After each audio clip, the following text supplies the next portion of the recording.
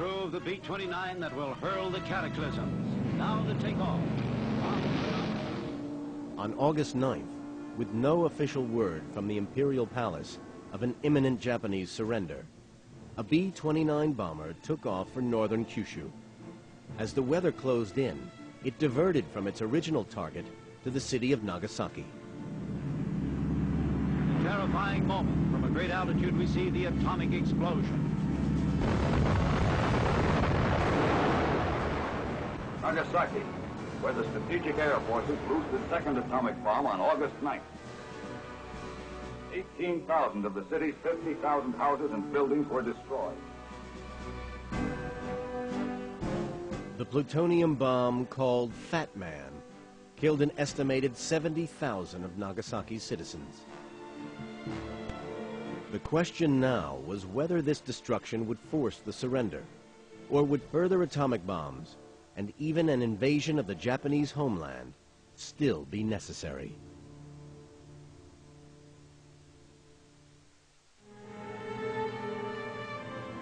Nagasaki. 18,000 of the city's 50,000 houses and buildings were destroyed. It was the beginning of the end. On August the 10th, 1945, Nagasaki, like Hiroshima, lay in ruins. But still, Emperor Hirohito appeared to be holding out against a surrender. The Jap Emperor is making a tour of ruins. Hirohito coming to a new realization that his aggressor empire has lost the war. In fact, in the aftermath of the bomb, there were deep divisions within the Japanese leadership. The emperor understood that further resistance was hopeless, but the military diehards were determined to continue the fight. Japan was on the brink of a military coup. One of the standard misconceptions is that 2 atomic bombs are dropped and the Japanese say, that's it, we quit. This is not true. We now know the Japanese path to surrender was a lot more perilous than that. And moreover, on the American side, we know that, for instance, President Truman, who was initially very optimistic on the 10th of August the war was going to end shortly, had by the morning of the 14th of August, had become very pessimistic about whether the Japanese would in fact capitulate. If the surrender never came, Truman was faced with the prospect of ordering a succession of nuclear attacks on Japanese cities as fast as the weapons came off the production line. The alternative was to revert to the plans for X-Day. Through the days after Hiroshima and Nagasaki, Operation Downfall remained in play. I think the invasion option was very much alive. They were deeply concerned that in spite of everything, they might have to invade in November. Even with the 2 bombs, the military strategists were very busy working on the whole issue of whether to invade, whether there were alternatives to Kyushu, and at the same time the Air Force is coming up with this revised targeting directive to redirect the B-29 effort. So the bombs do not halt in any fashion the considerations by military officials of the various other strategies to bring the war with Japan to a close. There was a kind of momentum of the invasion plans, so that things were happening in August that were going to serve the invasion in November. There's a great assembly of amphibious landing ships at Okinawa. There were ships at sea carrying men who were going to invade Japan when the war ended. The Mikado may be regarded as a god by his kowtowing subjects, but he knows he's a defeated potentate and that Japan must surrender. On August 15th, Emperor Hirohito broadcast to his people that Japan would, after all, accept the Potsdam Declaration to prevent, as he put it, the obliteration of the nation. At the White House, President Truman announced that Japan's offer of surrender brings the global war to an end. I deem this reply a full acceptance of the Potsdam Declaration, which specifies the unconditional surrender of Japan. The celebration, a headline in which millions had a part, though not always like that.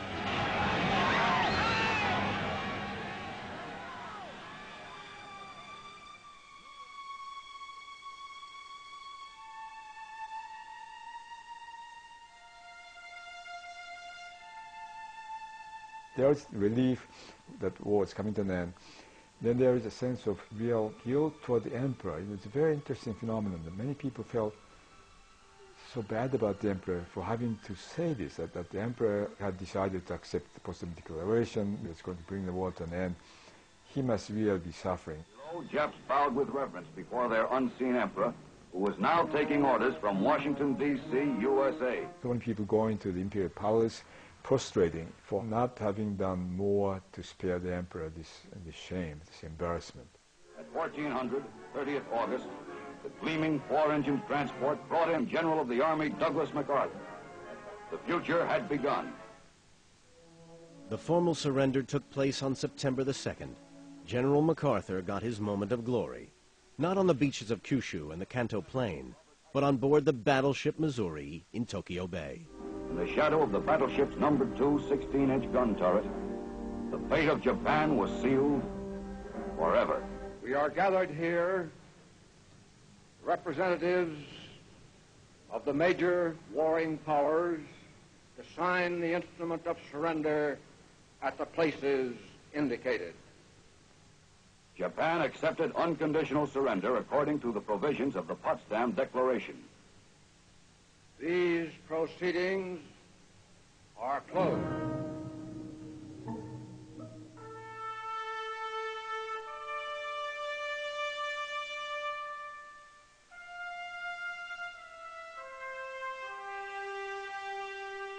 "60 years later, the controversy about America's use of the atomic bomb continues. Could the war have ended without having to bomb Hiroshima and Nagasaki? Would an invasion, with all the casualties, have been otherwise inevitable? There's nothing moral about war. The bomb was used for reasons that appear to me to be justifiable because, in fact, it did help to shorten the war. We now have film of the horrible effects of 2 atomic bombs at Hiroshima and Nagasaki. Was this necessary? Couldn't there have been some other option? Well, the answer is, as god-awful as the bombs were, the alternatives promised to produce anywhere, in my view, between 10 and 50 times as many deaths, mostly Japanese.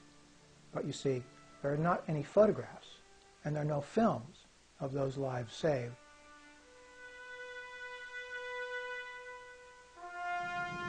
Colonel Tibbets takes the Enola Gay down the runway into the air, beginning the 6.5-hour flight to Japan. For those academics who argue that the use of the bomb had more to do with demonstrating American power ahead of the coming Cold War with the Soviet Union than eliminating the need for an invasion, the nuclear legacy has been a heavy and unnecessary one. At 9:15, the bomb is dropped.